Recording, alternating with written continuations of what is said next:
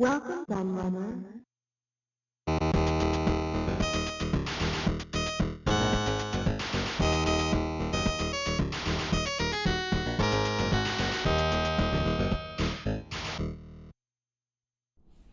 Hello everybody, Kieran aka The Laird here, and I'm back with another magazine review for you, or magazine retrospective even, as that's what I style it as.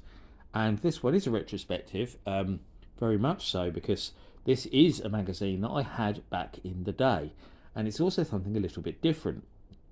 And you may remember that a little while back I reviewed on my channel, I had some complete guides to Sega, and a complete guide to the Mega Drive that I looked at on my channel.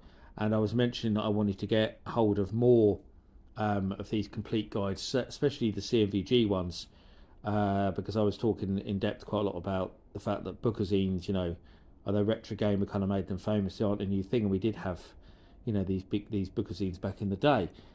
And here is a much lesser known one, which I assume was brought out to very much compete with the aforementioned CMVG Complete Guide to Consoles, which they did several editions of.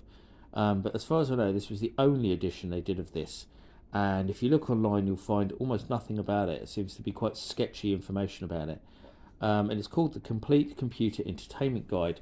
And you'll see this is Spring 91.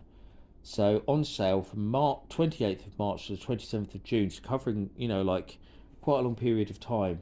And assume it was meant to be several a year maybe, like they did with the Complete Guide to Consoles. Although they usually came out nearer to Christmas, stuff like that, because that's when people would often buy their systems. But I say I don't think there was ever any more of these. I think this is the only one, and it was by Newsfield, and Newsfield, of course, also did Crash, Zap 64, and the Games Machine, and later Raise. Replaced the Games Machine. So I think this is actually contemporary to Raise, if I remember rightly. I really liked Raise. I bought every single issue of Raise. I'd like to get some actually to look at on the channel, because I have really fond memories of Raise. It was a really good magazine, and I was really sad when they just stopped doing it, because it was probably my favourite games magazine for a long time actually. I really liked Game Zone as well, which was around the same time, but Raise was really good magazine. Raise was. So it even looks quite a lot like Raise in its stylings and stuff. So I assume it's probably a lot of the same people who did Raise worked on this. So I wouldn't be surprised. So you'll see, although it's called Complete Computer Entertainment Guide, it's computers and consoles. So it's everything really. You'll see there it says Amiga, ST, PC, Commodore, Sinclair, Amstrad CPC, Nintendo, Sega, Lynx, and more. So there we go, and there's a links on the cover, which is always good to see. And I bang on about this quite a lot, that the Lynx was fairly successful back in the day, more than a lot of people think. And it's on the cover of this. It was on the cover of Bad Influence magazine. It was seen as quite a big thing, the Lynx, back then. A lot of people seem to forget that, especially in the UK. And it even goes into a lovely version of the Your Own Arcade advert, which is actually slightly different to the one you'll find mostly online, because the arcade writing is different. You might notice that it does look slightly different. The one I actually use in quite a lot of my videos that I show. So that was cool to see, opening the magazine, then the Lynx again. And Ray's magazine always liked the Lynx. They always reviewed the games and gave the games good reviews. So this is an article on Domark, and there's one of the founders, Dominic Wheatley, because of course Domark was Dom and Mark. Domark. There we go, if you didn't know that. That's about what they're doing. Oh look, there's old grot bags, brilliant, that's good to see. An advert for Virgin Games there, you have to turn sideways. So then it goes into the guide to games machines. So this basically covers everything you need to know in terms of the technical specs and price, and things like that, all the essential information for each machine. So there we go, got Archimedes, Amstrad, ST, Amiga, even Japanese machines like FM Towns, which you really wouldn't expect to see in a magazine. So that's really cool to see that there. PCs, and then there's winner links there for the Killing Cloud, soft core. They're talking about core design there, what they were doing. and Gremlin and some other stuff there. And we've got lots of little reviews of games. Gauntlet 3 there. It's a Spectrum version. You've got Chips Challenge down there. A lot of US Gold stuff there.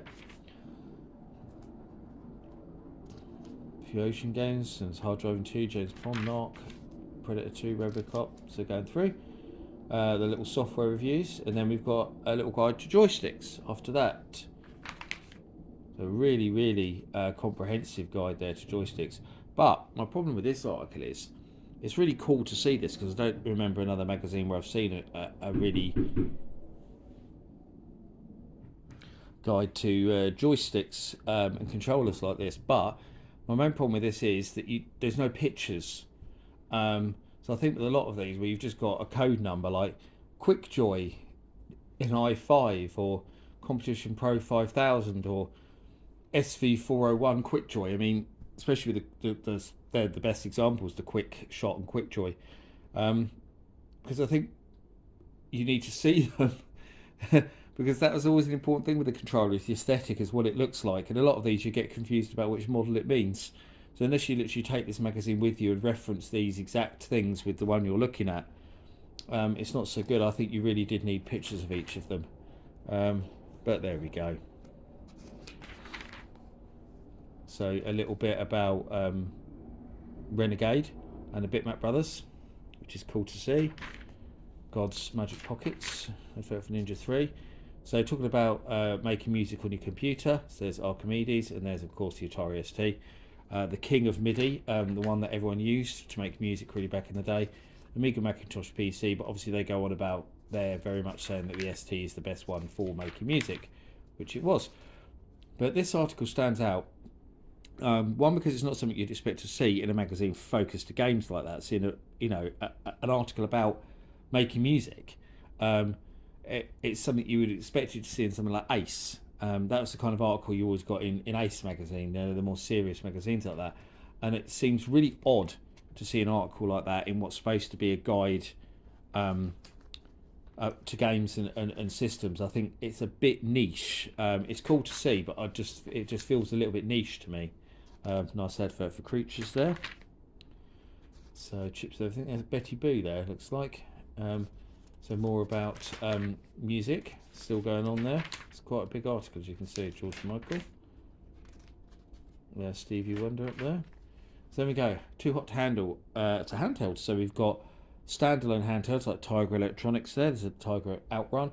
There's a Nintendo Game & Watch. There's the Konami handhelds, if you remember those. And obviously the handheld consoles at the links, Game Gear that can play games. So go through them all. And they do love the links, and they've got the Game Mate there. There's those ones you looked into, the Tomitronic ones as well, from Nintendo, and then Console Wars. So we've got the various consoles there. So there's the ill-fated C64 game system there with Master System. There's Neo Geo, there's PC Engine, Famicom, Mega Drive, but no Atari 7800. Which is strange. What was this? 91. So yeah, the 7800 might have just been fading out then. But we do have, actually, talking about 7800. Is there a nice article there for telegames? And obviously telegames, they promote that they do 2600 and 7800, and they've promoting that they do Nintendo games there as well. So nice advert for telegames. It was still going, of course. I still buy stuff in telegames. So we can go back to this a minute. Cyberzone, which was an ill-fated TV show, didn't last that long, with Craig Charles. It was supposed to be like virtual reality. It wasn't very good and didn't work very well from what I remember. I remember not being overly enamoured with it. So public domain games, which is quite cool to see. So there's obviously some PC stuff in there. Again, quite a niche article that you probably wouldn't expect to see. So Greater London Computers. So they've advertised in there 2600 and 7800 as well, and saying call for details. So actually there's quite a few advertisers still promoting those systems, so maybe they should have included them in here. Phone up games, which never really worked very well and cost you a fortune. Encyclopedias, again quite a niche article. dealers that you can buy stuff from. A few more little adverts at the back. A list of different magazines that you can get. Mainly just Newsfield magazines, I think. Yes, they've got 0. I see this says this is quarterly here. This magazine was meant to be quarterly, which is what I suspected. Well, they do mention computer and video games, EMAP ones as well and stuff. I think EMAP and Newsfield merged. Maybe it's at that point. No, because it mentions Your Sinclair Dennis as well. It's actually not too bad in terms of what it mentions in terms of other magazines competition. Oh, there you go. There's some of those joysticks that it talks about in their reviews on the back there. So I suppose you could match some of them up to those pictures in the back. But still, considering what it was trying to be, this magazine isn't really that good because it's not very thick, as you can see. It's not a very big magazine at all. And back then, for £2.50, personally, I would have expected more magazine for my money. If you compare the ones we just looked at, for example, if you compare other ones that I've looked at recently, it's because I've just filmed a load of reviews in a row. If you compare some of the other magazines I've looked at recently from around this time, they were actually cheaper and bigger. So £2.50 does seem very, very expensive for what this is. And it doesn't really cover that much. The guide to the computers there that I showed was quite limited. It missed out a lot. The games reviews are small. There's some really strange, really niche articles, like for example devoting a huge amount of the magazine to the music thing, where I think if people were interested in that, we would probably buy a dedicated music magazine.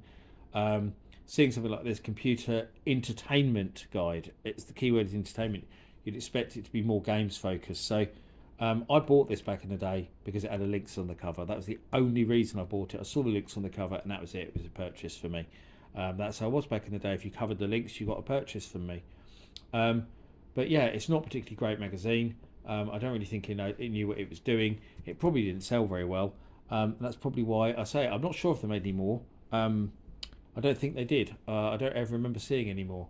I might have to do some further research of that. If there is some more, please let me know in the comments and I will try to go looking for them.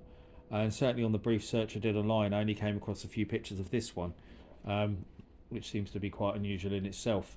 But that's it. I hope you enjoyed my look at the complete computer entertainment guide anyway. Did you buy this back in the day like I did? Or what do you think of it? Regardless, I always love to hear your thoughts and views in the comments, so please let me know what you think. But as always, I've been the Laird. I thank you for watching and I'll see you all again for another video very soon. Bye bye.